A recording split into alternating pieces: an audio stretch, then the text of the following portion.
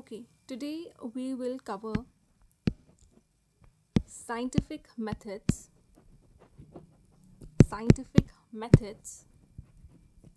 which were adopted by Max Weber. Okay, हम उन scientific methods को पढ़ेंगे जो मैक्स वेबर ने adopt किए थे. ठीक है. Max Weber being a German sociologist, Max Weber being a German sociologist adopted a micro approach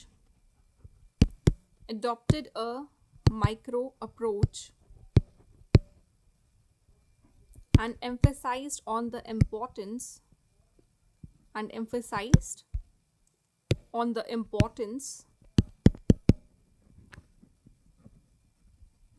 of multiple social phenomena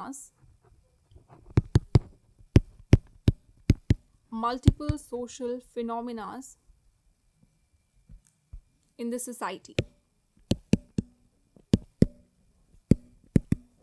and he created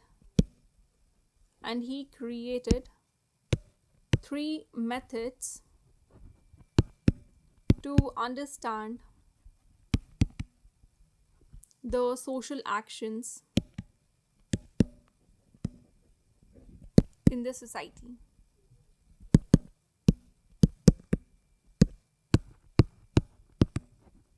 Okay, so what are these methods? First is Verstehen method that we will try to cover in this lecture. Verstehen method. Second is ideal types method.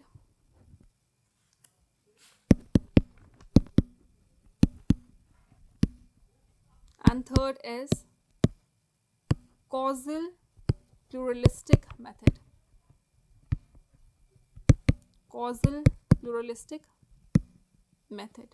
Okay. सबसे पहले जो हम cover करेंगे वो है verstehen. ठीक है. What does verstehen means? See, verstehen को आप इस तरीके से समझ सकते हो that it is an interpretative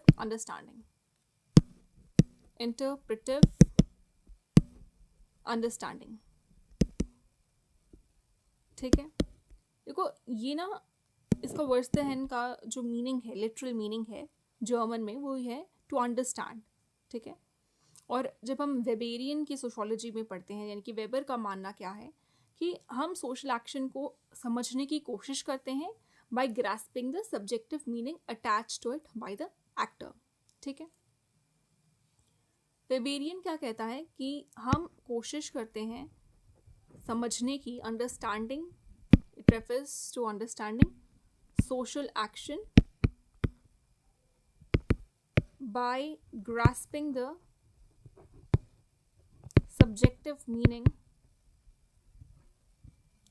subjective meaning attached to it by the actor.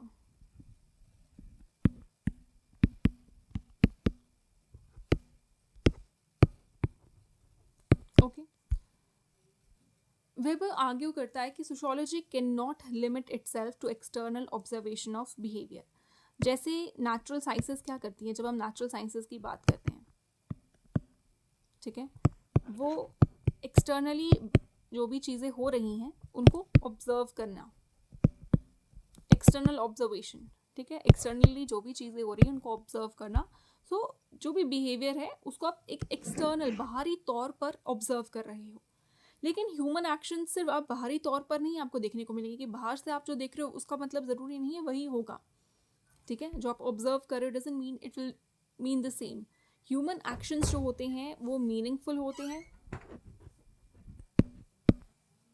And therefore sociology must interpret human actions. Meaningful होते हैं, इसीलिए सोशियोलॉजी को इंटरप्रेट करना चाहिए. क्या इंटरप्रेट करना चाहिए? मोटिव्स को, इंटेंशंस को, वैल्यूज को, एंड मीनिंग्स बिहाइंड एक्शंस. इसीलिए सोशियोलॉजी जो है it must go beyond मियर observation.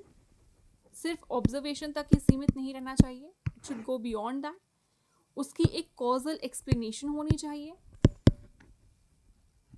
ठीक है, और ये इंटरप्रिटेटिव अंडरस्टैंडिंग को भी इंक्लूड करना चाहिए।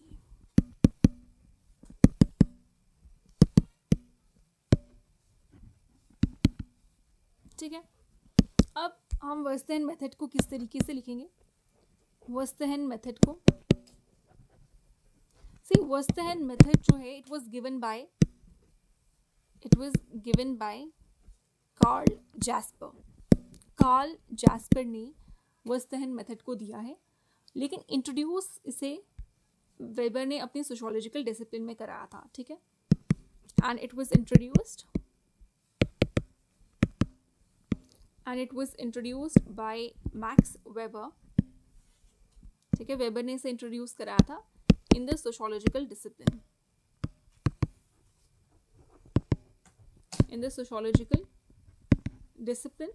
एंड अकॉर्डिंग टू दिस, और इसके according,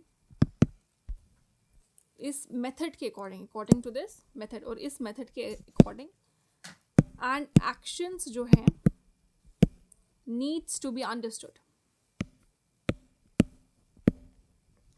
actions needs to be understood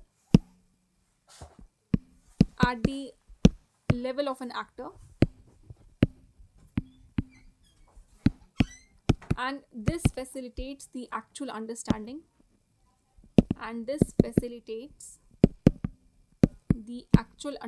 of the society.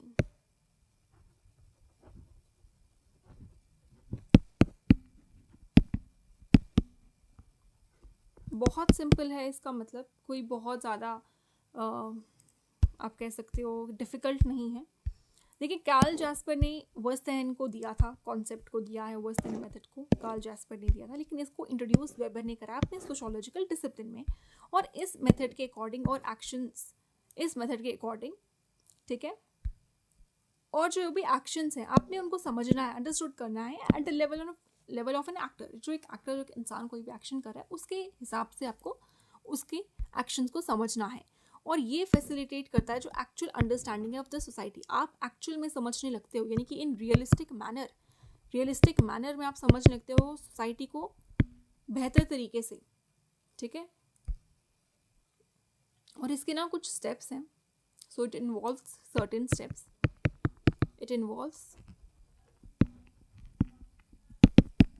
Certain steps, वो हम देख लेते हैं क्या है। देखो, जो एक इन्वेस्टिगेटर है, पहला है जो एक इन्वेस्टिगेटर है उसे रिकंस्ट्रक्ट करना है सोशल चॉइसेस को। जो भी इन्वेस्टिगेट कर रहा है, यानी कि जो इन्वेस्टिगेटर है उसे रिकंस्ट्रक्ट करना चाहिए। ठीक है, जितनी भी सोशल चॉइसेस हैं, सिचुएशंस हैं और constraints faced by the actor. ठीक है, क्योंकि आप एक इन्वेस्टिगेटर एक एक्टर को देखेगा ना, वो क्या कर रहा है उसे एक्सटर्नली ऑब्जर्व करेगा, लेकिन यहाँ पर एक्सटर्नली ऑब्जर्व ही नहीं करना है, उसको समझना है, उसके सोशल चॉइसेस को, उसके सिचुएशन, उसके कंस्ट्रेंट्स। ठीक है, उन सबको समझना है।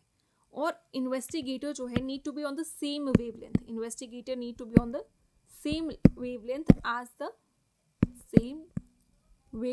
As the actor. जो इन्वेस्टिगेटर है उसको सेम वेवलेंथ में होना है जैसे कि जहाँ पर एक एक्टर है, ताकि वो एक्चुअल अंडरस्टैंडिंग ले सके किस चीज़ की, एक्टर की चॉइसेस की। वो दोनों सेम स्तर पर होंगे, इन्वेस्टिगेटर भी और एक्टर भी, तो वो उसे बेहतर तरीके से समझ पाएगा, ये ऐसा क्यों कर रहा है, उसकी चॉइसेस को ज़्यादा बेहतर तरीके से अंडरस्टैंड कर पाएगा। ठीक है, next is investigator must opt for detached approach. Investigator must opt for detached approach, ताकि डिटैच अप्रोच क्यों, ताकि वो ऑब्जेक्टिविटी है उसको मेंटेन कर सके, to maintain the objectivity in his research. यानी कि वो अपने कोई भी चीज़ों को एसोसिएट नहीं कर सकता, अपने मीनिंग्स नहीं डाल सकता है, उसको अपने आप को उन सब चीज़ों से डिटैच करना है, अलग करना है, फिर एक रिसर्च करनी है। ठीक है, next would be investigator should involve in direct observations. Investigator should involve in direct observations with the actor.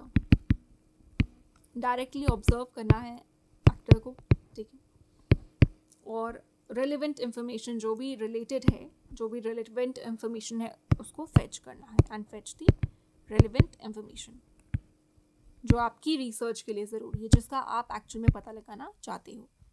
आपको भटकना नहीं है अपने, आप वहाँ पे पूछने कुछ और गए हो बट आप कर कुछ और रहे हो, ठीक है, ऐसा नहीं होना चाहिए। ओके, सो एक डायरेक्ट ऑब्जर्वेशनल अंडरस्टैंडिंग रहेगी, ठीक है, आप उसको समझ पाओगे। अब आ जाते हैं हम आइडियल टाइप पर। Second is ideal type, the most important methodological tool. Okay, it is the most important methodological tool. See, ideal type is an analytical construct. Ideal type is an analytical construct developed by Max Weber to help in understanding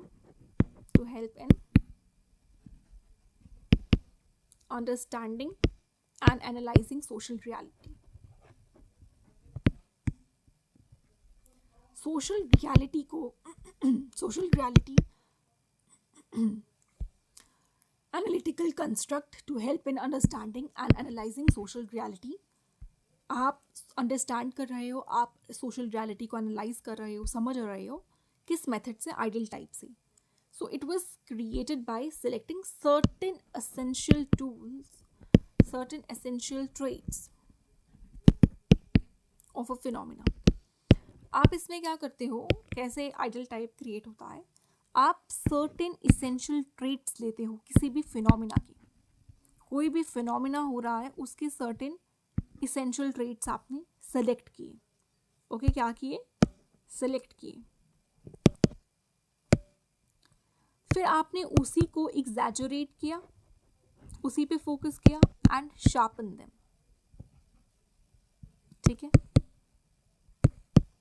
polishing की, ठीक है, sharpening them, polishing की।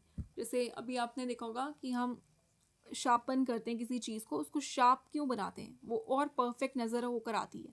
तो एक जो अपने phenomena को choose किया है, उसके एसेंशियल ट्रेट्स, उसको उसमें से आप सबसे बेस्ट आउट ऑफ इट निकाल रहे हो, और फिर एक pure forming a pure and abstract model को फॉर्म कर रहे हो। तो बेसिकली ये क्या, एक मेंटल कंस्ट्रक्ट है। It is a mental construct, not a real entity, not a real entity. कोई रियल एंटिटी नहीं है, ये एक रियल एंटिटी नहीं है, ये एक मेंटल कंस्ट्रक्ट है। So basically max weber focused on this method which is used to comprehend again social reality। आप social reality को comprehend करने के लिए यूज कर रहे हो, to comprehend social reality, ठीक है। और अगेन इसके भी कुछ स्टेप्स हैं जो हम पढ़ेंगे, ठीक है। अगेन वो स्टेप्स आपको पता होने चाहिए कि क्या एक जो हमें किस तरीके से सोसाइटी की रियलिटी को किस तरीके से पढ़ना है, ठीक है। That we will also study in here. Okay, so now the steps that we have to follow are, we should synthesize। पहला स्टेप है, हम यहाँ पे स्टेप्स कर रहे हैं, ठीक है। स्टेप्स हैं, we should synthesize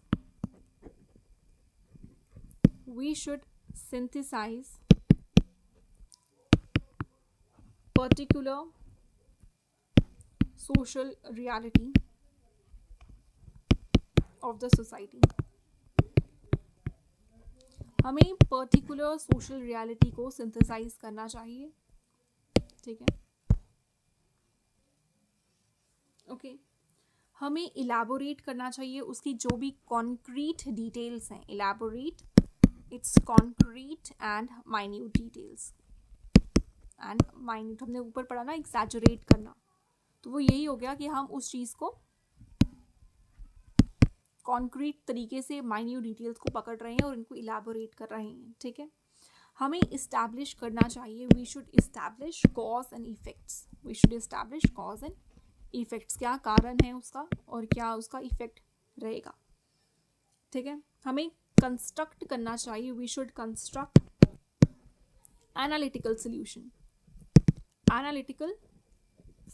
of that particular problem,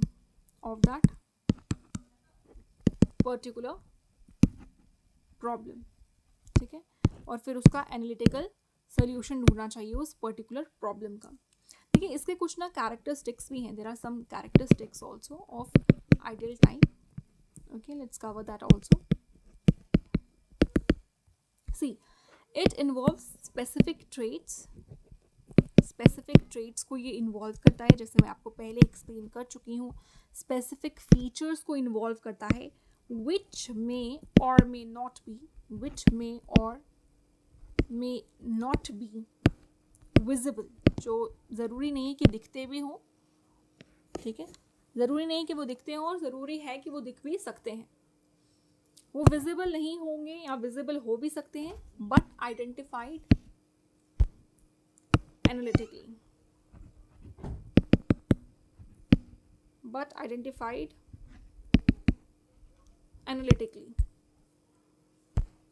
ठीक है, सेकंड है, इट रिप्रेजेंट्स पर्टिकुलर, हम एक particular set of reality of the society देख रहे हैं। ठीक है, particular reality of the society. ठीक है, third is, it is a device और tool. It is a device और अ टूल, अ मेथड है ना, but not a realistic phenomena. एक रियलिस्टिक फिनोमिना नहीं है, एक डिवाइस है जिससे आप पता लगा सकते हो। ठीक है, लेकिन रियलिस्टिक नहीं है। ठीक है, ना third is causal pluralistic method. ठीक है, थर्ड क्या है हमारा, कॉजल प्लूरलिस्टिक मेथड। हमने आइडियल टाइप को कंप्लीट कर लिया है और हमने वर्स्टहेन को भी पढ़ लिया है। Now let us study causal pluralistic method. This is pluralistic, okay. See, Max Weber primarily focused on the fact that no single cause, Max Weber primarily focused on the fact that no single cause exists for any social action. देखो, कोई भी social action हो रहा है तो उसका एक ही कारण थोड़ी ना होगा कि इस कारण की वजह से, एक कारण नहीं है। ठीक है, जिसकी वजह से वो सोशल एक्शन परफॉर्म किया गया है या वो सोशल एक्शन एग्जिस्ट कर रहा है। ठीक है, उसने प्रेफर किया, ही प्रेफर्ड मल्टीपल कॉजल वे, अलग अलग कॉजल वेज को उसने प्रेफर किया, तभी नाम ही है प्लूरलिस्टिक। कॉजल, कारण, अलग अलग प्लूरलिस्टिक कारण हो सकते हैं। ठीक है, not a single cause. And he stated that focus must be on, and he stated that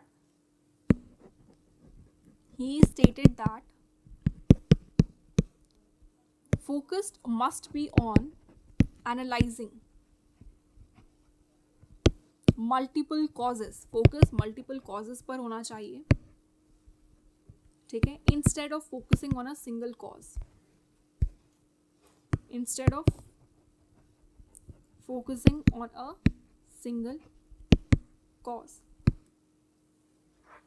ठीक है, आपने मल्टीपल कॉजेस देखने हैं। मल्टीपल कॉजेस का मतलब क्या होता है, थोड़ा सा हम ना इसको समझते हैं। जब हम मल्टीपल कॉजेस की बात कर रहे हैं, आप उसका इकोनॉमिक एस्पेक्ट भी देख रहे हो, उसके इकोनॉमिक कारण भी देख रहे हो, पॉलिटिकल भी देख रहे हो, सोशल भी देख रहे हो, ये मल्टीपल हो गया। रिलीजियस भी देख रहे हो। ठीक है, कि इन सब चीज़ों की वजह से एक सोशल एक्शन होना और एक सोशल चेंज आना। ठीक है, ये सब आपस में मिल रहे हैं। साइकोलॉजिकल आ गया, ठीक है, कल्चर आ गया, ये सारे एस्पेक्ट्स आपने सारे कॉजेस को देखना है कि किस वजह से जो सोशल एक्शन प्रोड्यूस हुआ या सोशल चेंज। ठीक है ना, तो वो हर एक डायमेंशंस को ले रहा है। ठीक है, इसलिए हम कहेंगे कि सोशल रियलिटी जो है वो कॉम्प्लेक्स है, क्योंकि आप एक सिंगल कॉज को नहीं देख रहे हो। सोशल रियलिटी को जानने के लिए, सोशल एक्शन क्यों परफॉर्म किया गया है, उसके पीछे एक सिंगल कॉज नहीं है। ठीक है, there are multiple causes and Max Weber ने उसी चीज़ पे फोकस किया है। और आप कॉजेस देख सकते हो, ये तो मैंने अभी आपको ऐसे ही लिखवाए हैं। There are hundreds of causes के कितने हो सकते हैं, हंड्रेड्स ऑफ कॉजेस हो सकते हैं किसी एक एक्शन को जानने के लिए, ये एक्शन ऐसे क्यों परफॉर्म किया गया, ठीक है, या सोशल चेंज आया, उसके कॉजेस क्या हैं, they can not be one single cause. So ये बहुत सोशल रियलिटी जो है, social reality is complex, social reality बहुत कॉम्प्लेक्स है और मल्टी डायमेंशनल है, मल्टी डायमेंशनल है, ठीक है। वेबर ने कहा, ये वेबर का मानना है, वेबर ने ये भी कहा ह्यूमन एक्शन जो है वो मीनिंगफुल है, ना कि मैकेनिकल, कोई मैकेनिकल ह्यूमन एक्शन नहीं रहता है। इसीलिए जब ह्यूमन एक्शन मीनिंगफुल है और कॉम्प्लेक्स है बहुत, सोसाइटी मल्टी डायमेंशनल है, इसीलिए हमें मल्टीपल कॉज फैक्टर्स को कंसिडर करना चाहिए, मल्टीपल कॉजल फैक्टर्स को कंसिडर करना चाहिए।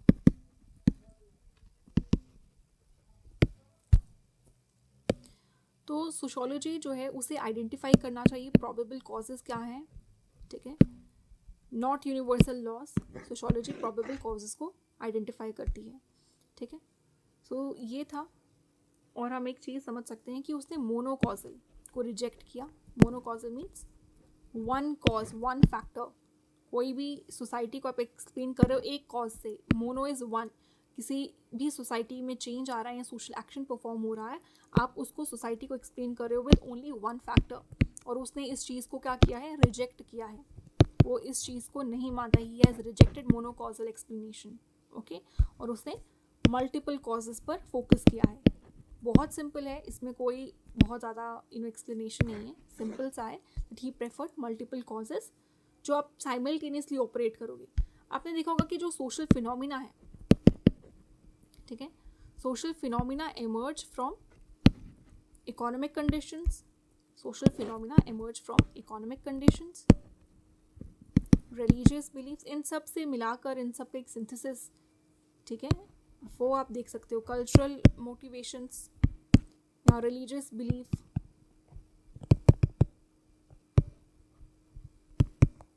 ठीक है। तो कोई भी फैक्टर जो है आइसोलेशन में काम नहीं करता है, आपस में इकट्ठे होकर ये सारे फैक्टर्स एक साथ काम करते हैं, ठीक है। और हमें एक सब्जेक्टिव मीनिंग को इंक्लूड करना है, क्योंकि देखो इंसान जो है ना, वो आप उसको, इंसान के हज़ारों मीनिंग्स हैं, तभी इंसान को पढ़ना कॉम्प्लेक्स है, ठीक है। यही था, इसमें ज़्यादा कुछ है भी नहीं, इसमें यही है कि हमें मल्टीपल कॉजेज़ के ऊपर फोकस करना है, ठीक है। That's all for today. हमने अपने तीनों साइंटिफिक मेथड्स जो कि मैक्स वेबर ने अडॉप्ट किए थे उन्हें कंप्लीट किया है, और इन द नेक्स्ट लेक्चर हम फर्दर कॉन्सेप्ट्स को कवर करेंगे। Okay, thank you.